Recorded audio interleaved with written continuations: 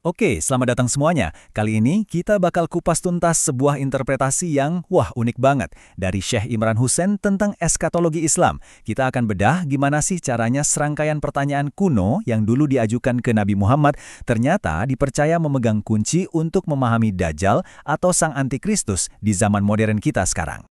Yuk kita mulai ceritanya dari sebuah tantangan yang diajukan berabad-abad yang lalu. Jadi para rabi Yahudi di Madinah itu ngasih 3 pertanyaan ke kaum Quraisy buat ketes kenabian Muhammad. Ini bukan sembarang pertanyaan loh, karena jawabannya diyakini nggak akan bisa ditemuin di kitab suci manapun saat itu. Nah, 3 pertanyaan ini soal para pemuda di gua, seorang pengelana hebat, dan hakikat ruh, itu sengaja dirancang supaya cuma nabi sejati yang bisa jawab. Dan jawaban-jawaban inilah yang ternyata jadi fondasi dari seluruh argumen Syekh Imran Hussein. Nah, disinilah ceritanya jadi makin seru. Menurut Syekh Imran, untuk bisa memecahkan teka-teki dari jawaban-jawaban tadi, kita harus paham dulu struktur Al-Quran itu sendiri. Beliau ngejelasin kalau Al-Quran itu isinya ada 2 jenis ayat yang beda banget. Jadi beliau ini membagi ayat-ayat Al-Quran jadi 2 samudra. Samudra Muhkamat, yang isinya ayat-ayat yang jelas banget, lurus-lurus aja, dan Samudra Mutasyabihat, yang sifatnya kiasan atau alegoris dan butuh penafsiran batin yang mendalam buat bisa ngerti maknanya. Jadi, inti dari pandangan ini apa? Kuncinya adalah nama Dajjal itu nggak disebutin secara terang-terangan di ayat-ayat yang jelas. Justru sebaliknya, ceritanya itu tersembunyi, kayak dikodekan gitu, di dalam ayat-ayat kiasan ini, yang nunggu buat diungkap lewat penafsiran yang tepat. Oke, sekarang kita balik lagi ke salah satu pertanyaan tadi, yang soal para pemuda di dalam gua, buat lihat gimana ini mendukung argumennya. Syekh Imran percaya, ini bukan cuma cerita dongeng kuno, tapi ini pelajaran penting soal hakikat waktu yang jadi kunci buat memahami Dajjal. Nah, ini kan paradoksnya. Coba bayangin, para pemuda ini tidur selama 300 tahun, tapi pas mereka bangun, mereka ngerasa kayak baru tidur sehari atau malah setengah hari. Anehnya lagi, secara biologis, mereka nggak menua sama sekali, padahal di dunia luar, ratusan tahun udah lewat. Nah, penjelasan dari Syekh Imran ini benar-benar, wow, bikin mikir.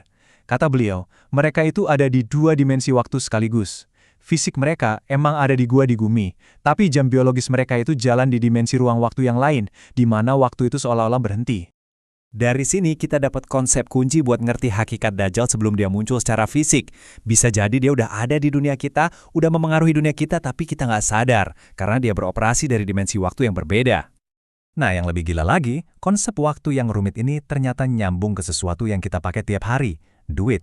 Argumennya, sistem Dajjal itu sebenarnya udah berjalan diam-diam lewat cara kita bertransaksi dan menggunakan uang.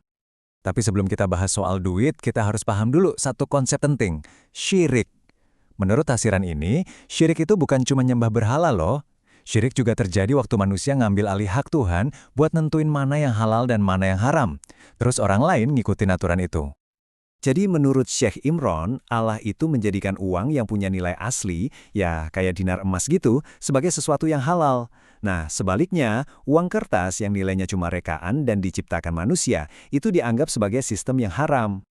Beliau nunjuk langsung ke aturan mainnya IMF, atau Dana Moneter Internasional, yang menurutnya secara eksplisit melarang penggunaan emas sebagai uang, padahal itu dihalalkan oleh Tuhan. Buat beliau, ini adalah contoh nyata gimana wewenang ilahi diambil alih di zaman modern. Nah, menurut pandangan ini, dengan menciptakan dan memaksa kita pakai uang kertas, sistem keuangan global itu udah melakukan syirik.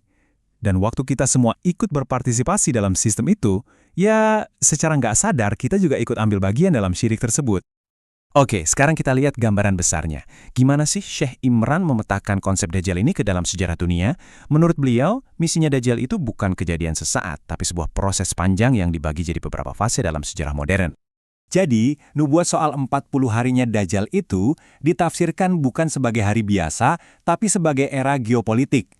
1 hari yang rasanya kayak setahun itu era dominasi Inggris.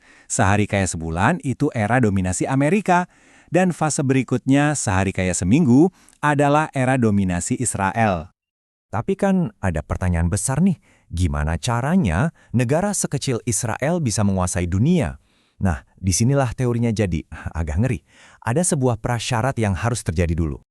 Jawabannya, kata beliau, ada di nubuat soal perang besar yang disebut Malhamah.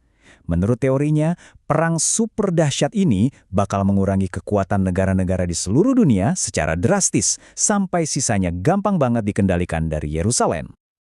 Oke, setelah dengar semua ini, kesannya kan suram banget ya. Terus solusinya apa dong? Nah, di sini kita balik lagi ke pelajaran dari kisah para pemuda di gua. Cerita mereka itu bukan cuma soal waktu, tapi juga soal gimana kita harus bersikap di dunia yang udah korup. Jadi kesimpulan dari Syekh Imran itu jelas. Satu-satunya jalan adalah menarik diri secara strategis. Maksudnya ya melepaskan diri dari sistem-sistem yang dianggap penuh tipu daya ini, contohnya kayak sistem moneter. Persis seperti para pemuda yang ninggalin kota mereka buat melindungi iman mereka. Nah, ini nih yang jadi pertanyaan besar buat kita semua di akhir pembahasan ini. Di zaman yang serba terhubung kayak sekarang, apa sih sebetulnya arti menarik diri dari sebuah sistem yang udah nggak bisa kita ubah?